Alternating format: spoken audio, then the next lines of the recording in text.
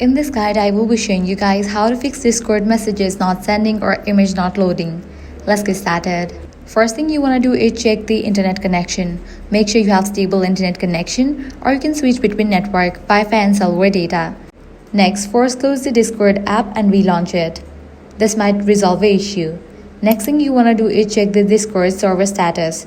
For that, launch your preferred browser. Go ahead and type in Discord server status. Now navigate to the official website of Discord. Here, you will need to check whether there are any outages or not. If you found out any outages, wait until the problem will be resolved from the end. If not, you can follow other steps. So check if you are connected to any VPN or proxies. In case you are connected to any VPN, you will need to disable it, as these can interfere with Discord's ability to send messages or load images properly. Also, you can log out and log in back to your Discord. Lastly, if none of these solutions work, completely delete Discord from your device and reinstall it. And that's it. So these are some solutions to fix Discord messages not sending or image not loading. If this guide helped you out, do not forget to like, share and subscribe.